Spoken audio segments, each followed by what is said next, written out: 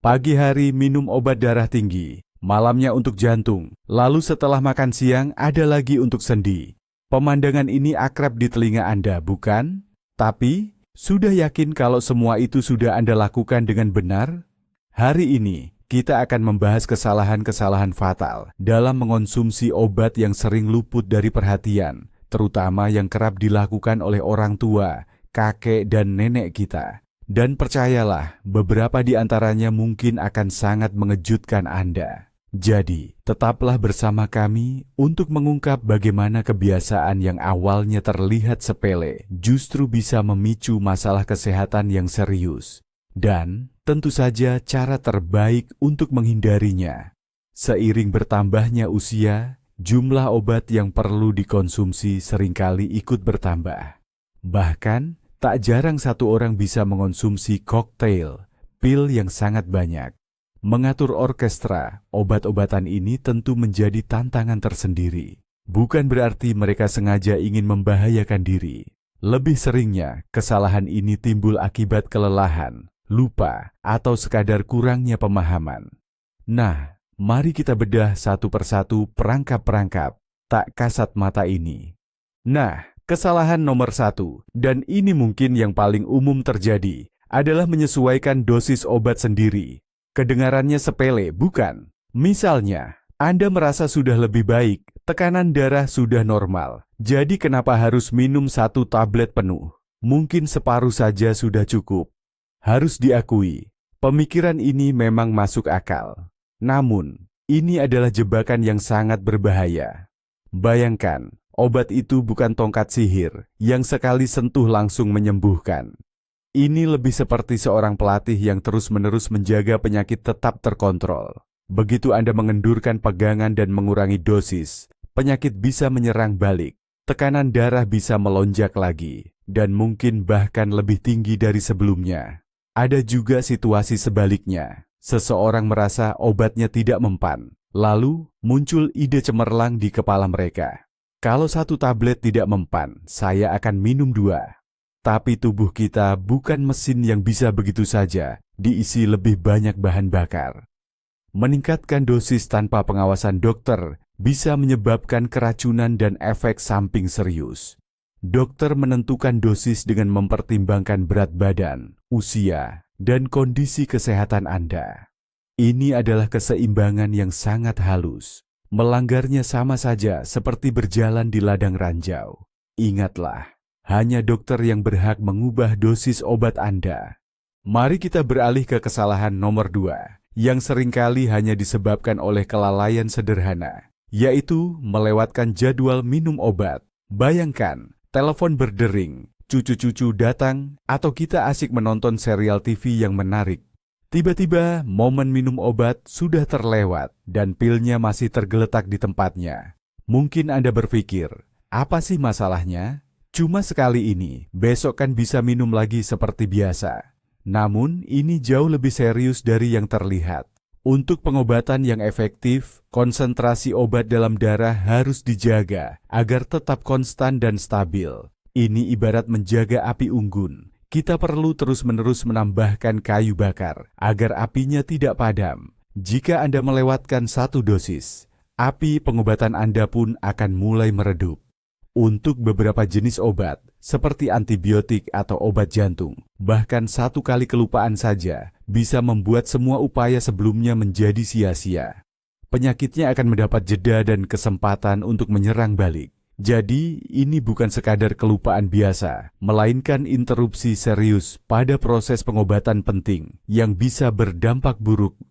Nah, ini membawa kita ke kesalahan ketiga, yang seringkali muncul dari kesalahan kedua sebelumnya. Jadi, apa yang harus dilakukan jika Anda terlanjur melewatkan 1 dosis? Tentu saja, Anda mungkin berpikir untuk minum 2 sekaligus pada jadwal berikutnya, kan? Alasannya, untuk mengganti yang terlewat.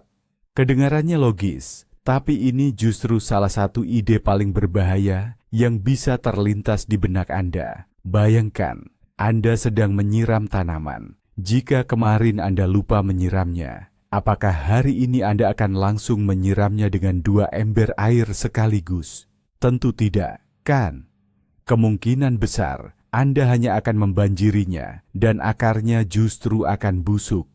Sama halnya dengan tubuh kita. Dosis ganda bukanlah kompensasi, melainkan pukulan toksik yang keras bagi hati, ginjal, dan jantung Anda.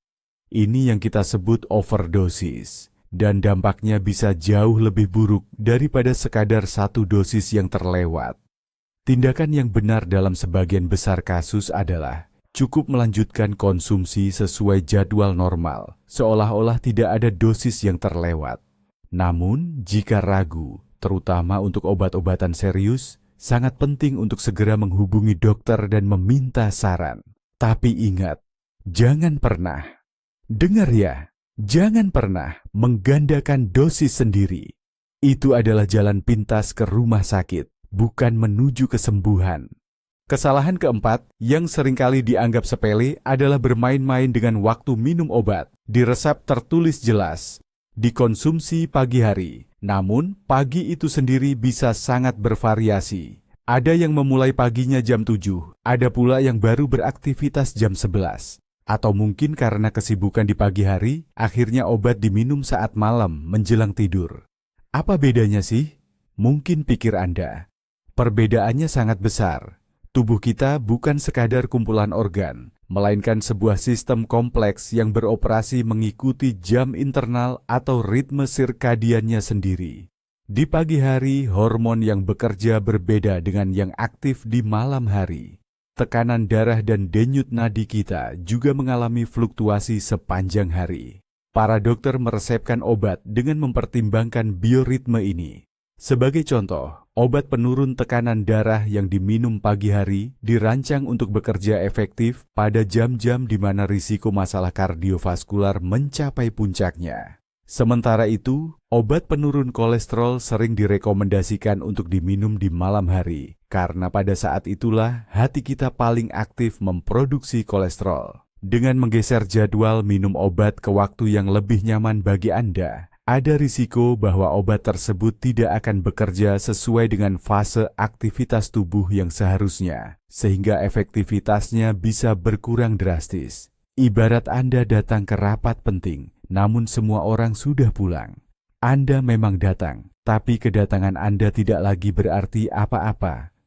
Kesalahan nomor 5. Meskipun tertulis di setiap petunjuk obat, entah mengapa instruksi ini sering diabaikan. Ini tentang pentingnya hubungan antara konsumsi obat dan waktu makan. Frasa sebelum makan, saat makan, atau setelah makan, bukan sekadar anjuran biasa dari apoteker, melainkan syarat krusial agar obat bekerja dengan efektif. Bayangkan saja, lambung kita ini seperti laboratorium kimia. Beberapa obat memerlukan lingkungan asam agar dapat diserap dengan baik. Kondisi yang terbentuk setelah kita makan.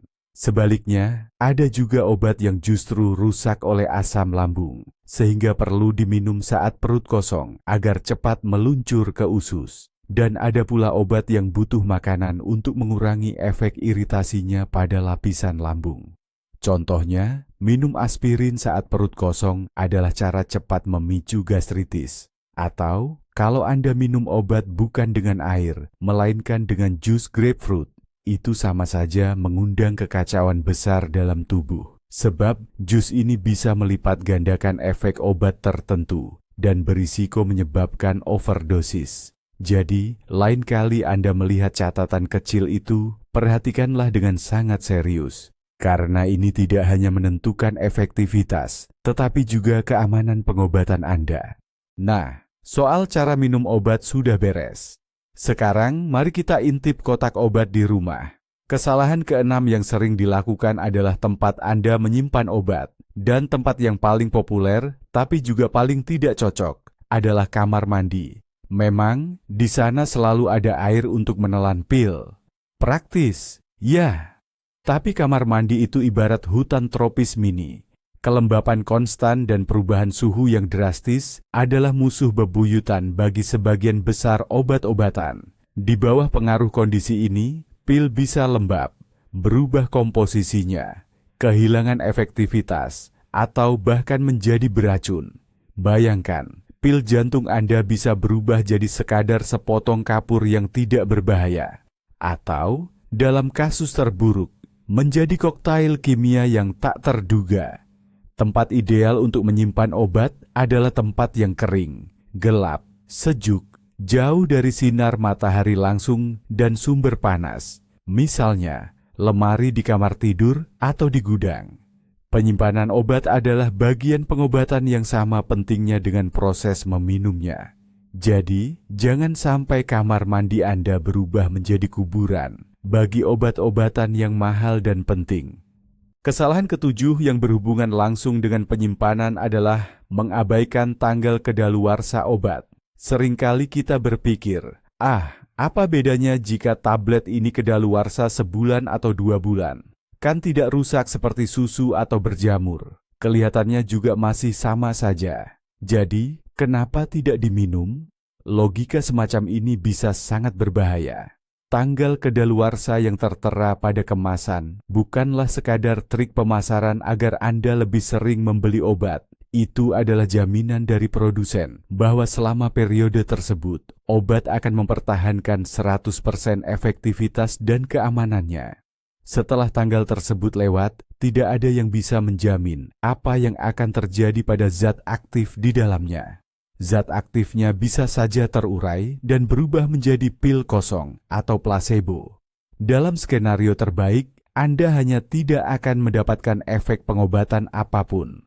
Namun dalam skenario terburuk, produk-produk hasil penguraiannya bisa menjadi berbahaya atau bahkan beracun bagi tubuh. Mengonsumsi obat kedaluarsa sama saja seperti bermain Russian roulette dengan kesehatan Anda. Oleh karena itu, periksalah lemari obat Anda secara rutin dan singkirkan tanpa ragu semua yang sudah habis masa pakainya. Kesalahan ke-8 ini seringkali muncul dengan alasan yang sama. Siapa tahu nanti berguna. Ini tentang kebiasaan menyimpan sisa obat-obatan yang sudah lama tidak dianjurkan dokter. Contohnya, meskipun dosis antibiotik sudah habis, masih ada 3 tablet tersisa dalam kemasan. Atau batuk sudah sembuh, tapi setengah botol sirup obat batuk masih tersimpan. Rasanya sayang kalau dibuang. Akhirnya, semua harta ini ditimbun di kotak P3K, disimpan untuk berjaga-jaga. Bahaya yang ditimbulkan ada 2. Pertama, jika lain kali Anda mengalami gejala serupa, ada godaan besar untuk mengobati diri sendiri dan minum lagi obat yang dulu manjur daripada pergi ke dokter. Padahal gejalanya mungkin mirip, tapi penyakitnya bisa jadi sama sekali berbeda. Kedua, seiring waktu, kotak P3K bisa penuh sesak dengan berbagai jenis kotak dan botol obat, sehingga mudah sekali tertukar. Dalam kondisi terburu-buru atau penerangan kurang, Anda bisa saja salah mengambil kemasan dan minum obat yang tidak seharusnya. Kotak P3K di rumah Anda seharusnya selalu rapi, bersih, dan isinya relevan. Di dalamnya hanya perlu ada obat yang sedang Anda konsumsi sesuai resep dokter, serta perlengkapan P3K dasar. Sisanya, itu hanyalah tumpukan barang tidak perlu yang menciptakan kekacauan dan memicu pengobatan mandiri yang berbahaya. Kesalahan ke-9 adalah kesalahan merasa paling tahu. Ini timbul karena kita sering merasa sudah tahu segalanya lebih baik dari orang lain. Sederhananya, kita malas membaca petunjuk. Jujur saja, siapa sih yang rajin membaca lembaran panjang dengan tulisan super kecil itu? Dokter kan sudah bilang, 1 tablet 2 kali sehari. Apalagi yang perlu kita tahu? Padahal banyak sekali informasi penting yang terlewat. Justru di dalam petunjuk itulah tersimpan semua informasi krusial. Contohnya, bagian tentang interaksi obat. Anda mungkin tidak menyadari bahwa obat penurun tekanan darah yang rutin Anda konsumsi ternyata sama sekali tidak cocok dengan obat pereda nyeri biasa yang Anda minum saat sakit kepala. Atau, bahwa obat tersebut tidak boleh diminum bersamaan dengan vitamin C. Bagaimana dengan bagian efek samping? Itu ditulis bukan untuk menakut-nakuti, melainkan agar kita tahu apa yang harus diwaspadai dan diperhatikan. Jadi, jika setelah minum obat Anda tiba-tiba mengalami ruam atau pusing, Anda akan tahu bahwa itu bukan kebetulan, melainkan kemungkinan reaksi terhadap obat tersebut. Dengan begitu, Anda bisa segera memberitahukan hal ini kepada dokter. Mengabaikan petunjuk pemakaian sama saja seperti bepergian ke negara asing tanpa peta. Mungkin saja Anda akan sampai ke tujuan, tapi risikonya Anda bisa tersesat atau bahkan menghadapi masalah serius. Kesalahan ke-10 adalah terlalu menggantungkan diri pada daya ingat kita sendiri. Apa sih susahnya mengingat? Hanya 3 pil, putih di pagi hari, kuning di siang hari, dan biru di malam hari. Sekilas, memang tampak mudah. Tapi coba tambahkan 1 pil lagi yang diminum berselang sehari, atau obat tetes yang harus diteteskan setiap 4 jam. Daya ingat, baik pada orang lanjut usia maupun kita semua, seringkali tidak bisa diandalkan. Sedikit saja teralihkan perhatian, merasa lelah, atau kurang tidur semalam, dan tiba-tiba muncul pertanyaan yang mengganggu pikiran. Apakah saya sudah minum pil pagi ini atau belum? Ya, mulai deh kita menebak-nebak. Haruskah minum lagi dan berisiko overdosis? Atau lebih baik melewatkannya saja dan berisiko tidak mendapatkan pengobatan? Untuk menghindari tebak-tebakan harian ini, ada sebuah penemuan sederhana namun jenius. Kotak obat atau organizer pil. Dengan menata semua obat ke dalam kompartemen-kompartemen kecil untuk seminggu ke depan, Anda akan selalu tahu persis obat apa yang harus diminum dan kapan waktunya. Kompartemen yang kosong berarti obat sudah diminum. Kompartemen yang masih penuh berarti sudah waktunya minum. Ini menghilangkan kecemasan, meminimalkan kesalahan, dan sangat menyederhanakan hidup Anda. Jangan cuma mengandalkan daya ingat Anda, terutama saat menyangkut kesehatan. Percayalah pada sistem yang teratur. Kita masuk ke kesalahan ke-11, dan ini bukan soal obat-obatan, melainkan pada komunikasi. Tepatnya, hambatan komunikasi dengan dokter. Bayangkan situasinya, seorang lansia sedang menjalani pemeriksaan. Dokter bicara cepat, menggunakan istilah medis yang rumit. Pasien mungkin kurang mendengar karena masalah pendengaran, atau ada hal yang memang tidak ia mengerti. Namun, ia merasa sungkan untuk bertanya lagi. Ia tidak ingin terlihat bodoh atau menyita waktu berharga dokter. Ia hanya mengangguk-angguk, seolah-olah mengerti segalanya. Padahal keluar dari ruangan dokter dengan kebingungan total. Dalam hatinya ia bertanya, "Jadi, obat ini diminum sebelum atau sesudah makan, ya? Lalu, apa katanya soal efek samping?" Akibatnya rencana pengobatan yang sudah susah payah disusun dokter menjadi berantakan hanya karena kesalahpahaman sederhana. Tidak ada yang perlu malu untuk bertanya lagi, mengajukan pertanyaan klarifikasi, meminta dokter menuliskan jadwal minum obat di secarik kertas dengan tulisan besar dan jelas. Dokter yang baik pasti akan selalu memahami dan membantu. Dalam hal kesehatan, seharusnya tidak ada tempat untuk rasa malu atau keraguan-raguan. Lebih baik terlihat cerewet atau banyak tanya di ruang praktik dokter, daripada nanti sendirian menanggung akibat dari penanganan yang keliru. Kesalahan ke-12 ini berhubungan erat dengan yang sebelumnya. Ketika seseorang tidak mendapatkan instruksi yang jelas dari dokter, kemana ia akan mencari nasihat? Betul sekali. Ke internet atau ke tetangga, bibi Masya misalnya. Inilah yang kita sebut konsultasi dengan dokter Google dan tabib-tabib tradisional. Di mesin pencari, untuk pertanyaan apapun, Anda bisa menemukan ratusan artikel dan forum di mana orang-orang berpengalaman berbagi kisah sukses mereka. Wah, saya berhasil mengatasi tekanan darah tinggi pakai ramuan bawang putih. Atau, saya mah anti banget sama obat-obatan kimia, lebih pilih diobati pakai daun sirih. Tetangga Anda pun dengan senang hati akan berbagi pil yang sangat ampuh untuk dia. Bahayanya adalah, saran-saran semacam itu sama sekali tidak mempertimbangkan kondisi atau karakteristik pribadi Anda. Obat yang sangat cocok untuk satu orang bisa jadi justru beracun atau berbahaya bagi orang lain. Sementara itu, ramuan tradisional yang terlihat tidak berbahaya justru bisa berinteraksi negatif dengan pengobatan utama Anda. Internet dan tetangga memang asik untuk bertukar resep masakan, tapi bukan tempat yang tepat untuk mengobati penyakit serius. Satu-satunya sumber informasi yang dapat diandalkan tentang kesehatan Anda adalah dokter pribadi Anda yang memiliki riwayat medis lengkap dan pemahaman mendalam tentang kondisi Anda. Selebihnya, itu semua seperti lotre, dan yang menjadi taruhannya adalah nyawa Anda. Kesalahan nomor 13 ini adalah buah dari era pemasaran, yaitu keyakinan buta pada obat-obatan mujarab yang diiklankan. Televisi dan internet dipenuhi dengan berbagai tawaran yang menggiurkan. Misalnya, inovasi baru untuk sendi dari Profesor Ivanov, atau ramuan herbal unik untuk membersihkan pembuluh darah yang akan mengembalikan masa muda Anda. Iklan-iklan ini menjanjikan penyembuhan cepat dari segala penyakit, tanpa efek samping, dan bahkan tanpa perlu kunjungan ke dokter. Banyak lansia yang putus asa mencari pengobatan efektif, akhirnya mudah termakan janji-janji manis ini. Mereka pun memesan produk-produk mahal tak berkhasiat ini, bahkan mulai mengonsumsinya bersamaan dengan obat-obatan yang diresepkan dokter. Paling-paling mereka hanya membuang-buang uang saja.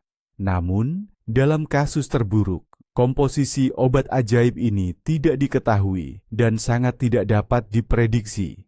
Bisa jadi, mereka mengandung komponen yang melemahkan efek obat utama, atau sebaliknya, justru memperkuat efeknya secara berbahaya, atau bahkan memicu alergi dan reaksi samping lainnya. Ingat baik-baik, jika memang ada obat universal untuk segala penyakit, pasti tidak akan diiklankan di televisi di antara jeda acara sinetron. Obat itu pasti sudah diberikan di setiap rumah sakit. Jangan mudah percaya pada janji-janji iklan. Percayalah pada dokter Anda. Kesalahan ke-14 adalah mencampur obat sendiri. Seseorang yang rutin mengonsumsi obat tekanan darah dan diabetes, tiba-tiba sakit kepala. Apa yang ia lakukan? Ya, tepat sekali. Ia membuka kotak obat dan mengambil sembarang obat pereda nyeri. Atau jika sedikit demam, ia langsung minum obat penurun panas. Tanpa pikir panjang, karena ini kan obat sederhana yang dijual bebas dan ada di setiap rumah. Namun jangan tertipu oleh kesederhanaan itu. Tubuh lansia yang mengonsumsi beberapa jenis obat adalah sistem kimia yang kompleks, dan menambahkan satu lagi komponen ke dalamnya, bahkan yang terlihat paling tidak berbahaya sekalipun, dapat memicu reaksi berantai. Contohnya, beberapa obat pereda nyeri yang populer bisa meningkatkan tekanan darah, sehingga meniadakan efek obat hipertensi. Obat lain dapat mengencerkan darah, dan jika dikombinasikan dengan antikoagulan yang diresepkan, ini bisa menyebabkan pendarahan. Setiap obat baru, ya benar-benar setiap obat baru, bahkan tetes hidung atau sirup batuk, harus dikonsultasikan dengan dokter yang merawat Anda. Hanya dialah yang tahu gambaran lengkap kondisi Anda dan dapat menentukan apakah pencampuran ini aman dalam kasus spesifik Anda. Dan kita sampai pada kesalahan ke-15 yang sangat licik, karena seringkali disalahartikan sebagai bentuk kepedulian terhadap kesehatan. Ini adalah ketertarikan pada herbal yang dianggap tidak berbahaya dan suplemen makanan, atau yang biasa kita sebut suplemen. Di benak banyak orang, tertanam kuat keyakinan, apapun yang alami pasti baik dan tidak mungkin membahayakan. Contohnya, ekstrak ginseng untuk menambah stamina, St. John's wort untuk mengatasi suasana hati yang buruk, atau kapsul bawang putih untuk kesehatan pembuluh darah. Kedengarannya menjanjikan, bukan? Namun, alami tidak selalu berarti aman. Herbal dan suplemen ini bukan sekadar makanan. Mereka adalah zat-zat yang sangat aktif memengaruhi biokimia tubuh kita. Dan yang lebih penting, mereka bisa berinteraksi secara tak terduga dengan obat-obatan yang diresepkan dokter. Ambil contoh St. John's wort, yang dikenal sebagai antidepresan alami. Obat ini secara drastis dapat mengurangi efektivitas obat jantung, antikoagulan, pengencer darah, bahkan pil kontrasepsi. Lalu ada jeruk bali atau grapefruit yang kelihatannya tidak berbahaya, justru bisa melipat gandakan efek statin, menyebabkan kerusakan otot yang serius. Oleh karena itu, aturannya sama seperti mengonsumsi obat-obatan. Sebelum Anda mulai mengonsumsi ramuan herbal atau suplemen vitamin apapun, sangat penting untuk berkonsultasi dengan dokter. Kesehatan Anda adalah sistem yang terlalu rapuh untuk dijadikan ajang eksperimen tanpa pengawasan. Kesalahan ke-16 adalah diam-diam menahan efek samping. Bayangkan ini, Anda baru saja mulai minum obat baru, lalu muncul gejala-gejala yang tidak nyaman seperti mual, pusing, mulut kering, atau bahkan ruam kulit. Apa yang biasanya terlintas di benak Anda? Mungkin memang begini. Tubuh sedang beradaptasi, atau saya tahan saja, nanti juga hilang sendiri. Tidak enak rasanya mengganggu dokter hanya untuk hal sepele. Sikap seperti ini, meskipun mungkin terasa berani, sebenarnya sangat keliru. Efek samping obat bukanlah tanda bahwa semuanya normal. Sebaliknya, itu adalah sinyal penting dari tubuh Anda bahwa ada sesuatu yang tidak beres. Bisa jadi dosisnya tidak tepat, atau mungkin obat itu memang tidak cocok untuk Anda dan memicu intoleransi. Bahkan, itu bisa menjadi tanda reaksi alergi serius yang memerlukan penanganan medis segera. Menahan diri dan diam dalam situasi seperti ini berarti Anda mengambil risiko besar terhadap kesehatan Anda sendiri. Dokter perlu tahu tentang semua perubahan pada kondisi Anda, sekecil apapun itu menurut Anda. Hanya dengan begitu dokter dapat menyesuaikan pengobatan dengan tepat waktu, mungkin mengganti obat, mengubah dosis, atau meresepkan terapi pendukung lainnya. Tubuh Anda sedang berkomunikasi dengan Anda. Jangan pernah abaikan sinyal-sinyalnya. Kesalahan ke-17. Mungkin sudah banyak yang tahu, tapi ini sama sekali tidak membuatnya jadi kurang berbahaya. Kita bicara tentang kombinasi obat-obatan dan alkohol. Bagi banyak lansia, segelas konyak untuk nafsu makan atau segelas anggur untuk jantung adalah ritual yang biasa. Mereka seringkali tidak menyadari adanya kaitan antara ritual ini dengan obat yang baru saja diminum 1 jam yang lalu. Padahal, kaitan tersebut sangatlah jelas dan berbahaya. Alkohol sama seperti obat-obatan, diproses di hati. Ketika keduanya bertemu di sana, hati akan bekerja dengan beban ganda, bahkan 3 kali lipat, yang bisa menyebabkan kerusakan toksik pada hati. Selain itu, alkohol juga dapat mengubah efek sebagian besar obat secara tidak terduga. Alkohol dapat secara drastis meningkatkan efek obat tidur atau penenang, yang berujung pada depresi pernapasan. Bahkan, bisa meniadakan khasiat obat diabetes, memicu lonjakan gula darah yang tajam. Dan bila dikombinasikan dengan antibiotik atau antidepresan tertentu, alkohol bisa berubah menjadi racun mematikan. Aturannya cuma satu, dan tidak ada pengecualian. Jika Anda sedang menjalani pengobatan, alkohol harus sepenuhnya dihindari. Bukan sedikit, bukan hanya saat perayaan. Sama sekali tidak. Ini bukan harga yang pantas dibayar untuk kesenangan yang meragukan. Kesalahan ke-18 ini murni bersifat fisik atau mekanis, namun dampaknya sama seriusnya. Ini adalah kesulitan dalam melakukan berbagai manipulasi kecil. Seiring bertambahnya usia, kelincahan jari-jari berkurang, radang sendi mulai muncul, dan penglihatan melemah. Akibatnya, tugas sederhana seperti membuka botol obat dengan tutup pengaman bisa menjadi tantangan besar. Atau ketika harus membagi tablet menjadi 2, namun tablet tersebut malah hancur berantakan di tangan, sehingga bukannya mendapatkan 2 bagian yang rata, malah menjadi segenggam bubuk dan serpihan. Ini membuat seseorang menjadi gugup dan marah, dan akhirnya ia mungkin hanya meminum dosis perkiraan seadanya, atau bahkan sama sekali tidak meminum obat tersebut. Hal ini berakibat pada ketidakpatuhan dosis yang berkelanjutan, yang pada akhirnya menggagalkan seluruh proses pengobatan. Untungnya masalah ini bisa diatasi. Di apotek tersedia alat-alat khusus, seperti alat pembuka botol dan pemotong tablet yang presisi.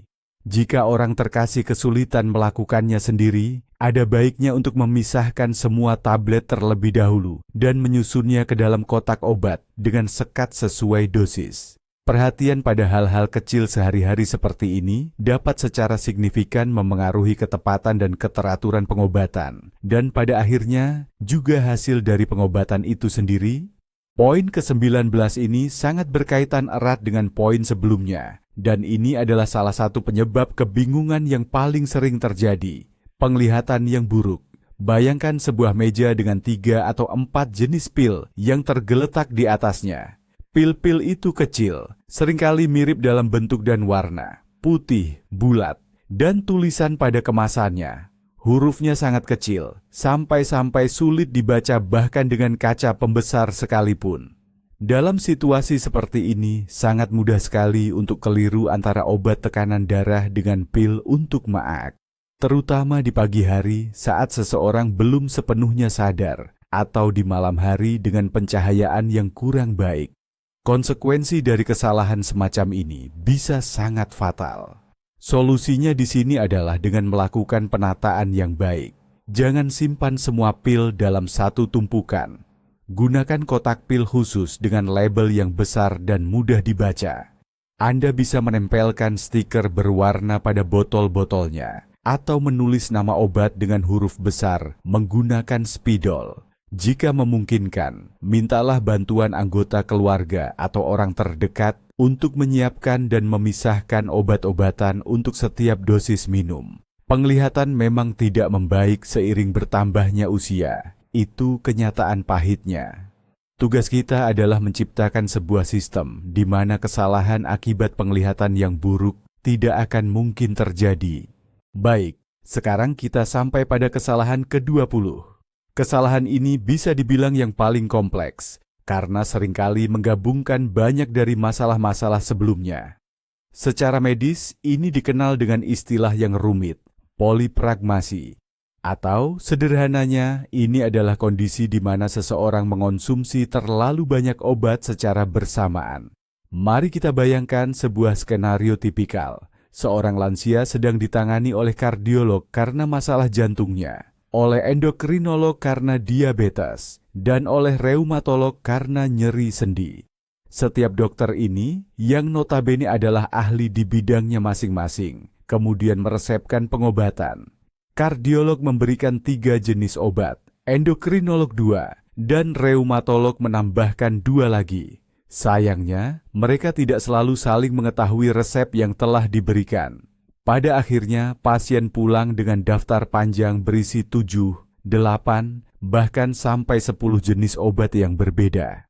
Tidak ada yang bisa memprediksi bagaimana semua zat kimia ini akan berinteraksi dalam tubuh satu orang.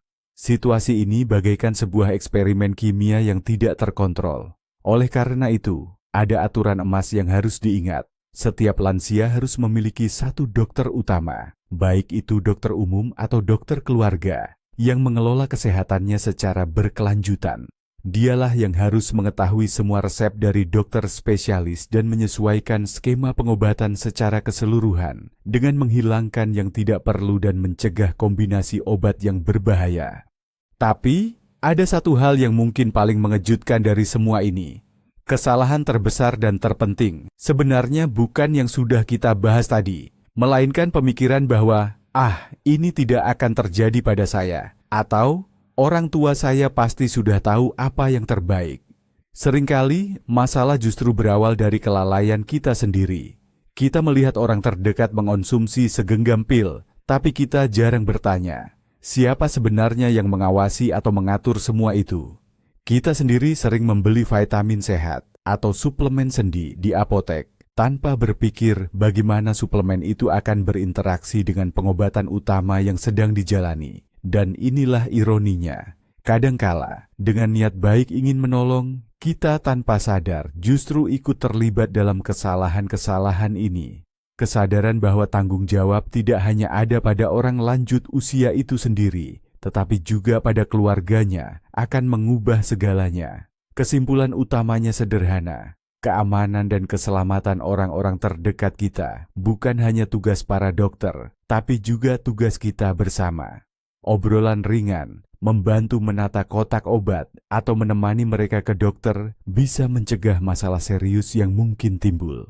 Terima kasih banyak sudah menonton video penting ini sampai habis. Jika Anda merasa mendapatkan informasi baru dan bermanfaat, jangan lupa berikan like dan subscribe channel ini ya. Penting bagi kami untuk tahu apakah topik ini relevan dan menarik bagi Anda. Nah, sekarang giliran Anda. Dari semua kesalahan yang kita bahas tadi, mana yang pernah Anda atau orang terdekat Anda alami? Bagikan cerita Anda di kolom komentar, karena siapa tahu itu bisa membantu orang lain.